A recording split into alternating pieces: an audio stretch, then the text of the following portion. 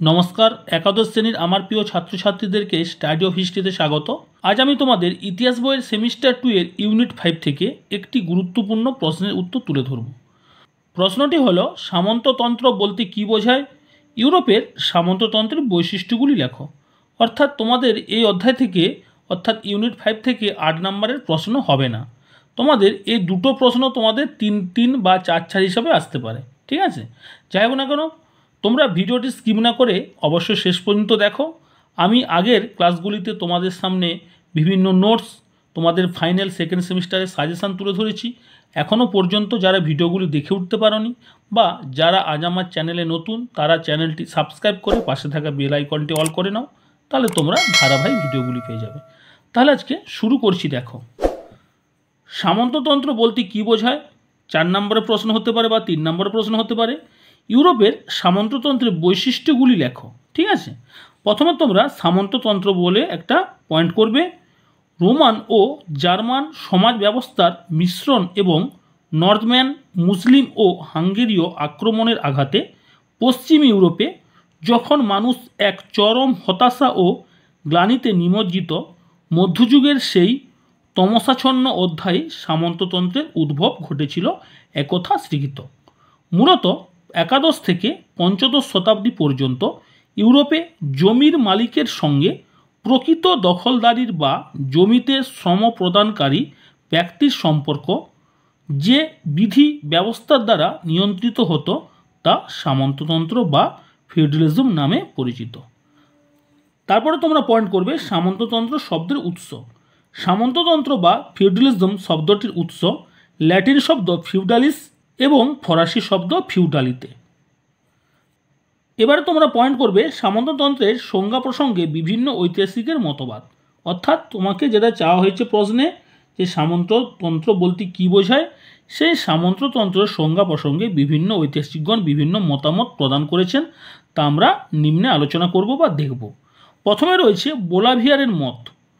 বিশিষ্ট ফরাসি পণ্ডিত বোলাভিয়ের সামন্ততন্ত্রকে মানব সত্তার শ্রেষ্ঠ শিল্পকর্ম, ডবল ইনভার্টেড কর্মের মধ্যে রয়েছে, বলে বর্ণনা করেছেন। তিনি সামন্ততন্ত্রের যে সংজ্ঞা নির্দেশ করেছেন তা হল, সামন্ততন্ত্র হল সার্বভৌম অধিকারের বিভাজন, প্রশাসন ব্যবস্থাকে টুকরো টুকরো করে বিকেন্দ্রীভূত করা, হাইফেন চিহ্ন, স্বৈরতন্ত্রের বিরুদ্ধে নিরাপত্তার স্বীকৃতি এবং স্বাধীনতা ও সম্পত্তির সুরক্ষা।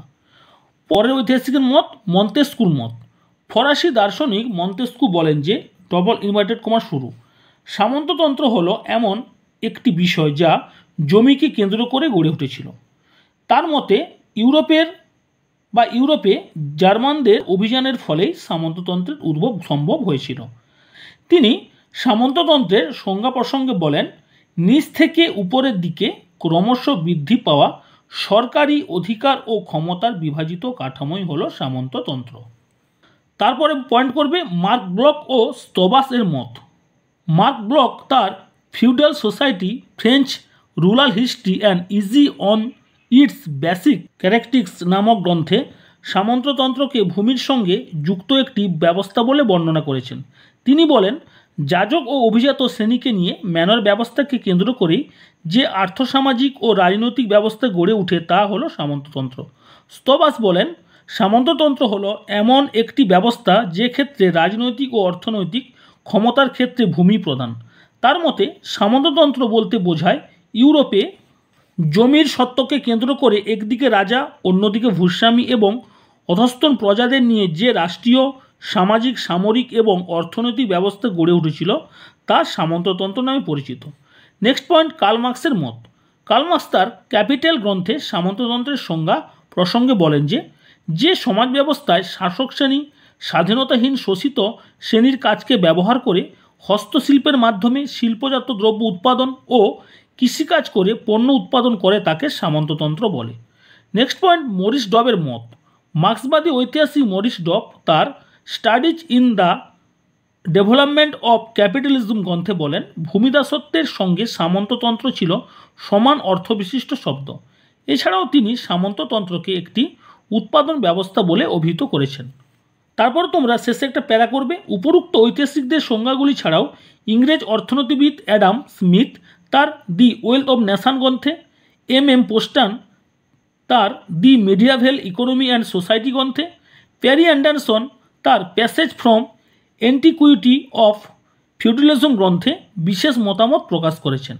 পরিশেষে এই সমস্ত ঐতিহাসিকদের মতামতের নিরিখে একটি সর্বজন রাজ্য সংজ্ঞা প্রসঙ্গে বলা যায়, মধ্যযুগীয় পশ্চিম ইউরোপে জমির উপর বিশেষ অধিকারের ভিত্তিতে যে আর্থসামাজিক ও রাজনৈতিক ব্যবস্থা গড়ে উঠেছিল তাকে ফিউডালিজম বা সামন্ততন্ত্র বলা হয়।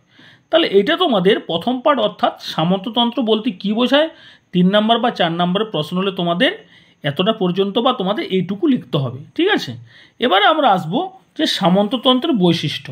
ঠিক আছে, দেখো তাহলে তোমাদের এ প্রসঙ্গে একটা কথা বলে নিয়ে, তোমাদের সামন্ততন্ত্রের বৈশিষ্ট্য পড়লে তোমাদের প্রথমে যে প্রথম প্যারাটা রয়েছে, অর্থাৎ সামন্ততন্ত্র বলতে কী বোঝাও, ওখানে যে সামন্ততন্ত্র বলে একটা পয়েন্ট করা আছে, ওই প্যারাটা অবশ্যই প্রথমে লিখবে।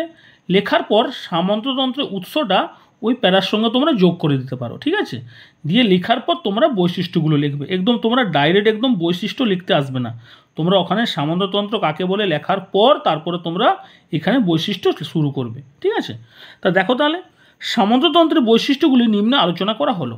1 নম্বর পয়েন্ট, সামন্ত প্রথা ছিল অনেকটা পিরামিড ধাঁচের, যার সর্বোচ্চে ছিলেন রাজা, রাজার নিচে সামন্তবর্গ এবং তারপর ছোট বড় জমিদার, সর্বনিম্নে ছিল সাধারণ মেহনতি মানুষ। সাধারণ মানুষের মধ্যে সঙ্গতি সম্পূর্ণ তাদের বলা হতো ভিলেন ও সার্ভ। মন্তেস্কু মনে করেন এই ক্ষমতা উপর থেকে নিচ পর্যন্ত ক্রমশ ছোট হতে থাকতো। তোমাদের এইখানে ডায়াগ্রামটা দিয়েছি, 1 নম্বর পয়েন্টের সঙ্গে ডায়াগ্রামটা ম্যাচিং আছে, তোমরা পাশে তোমরা পরীক্ষায় দিয়ে দিবে, দিলে তোমরা অবশ্যই একটু বেশি নাম্বার পাবে।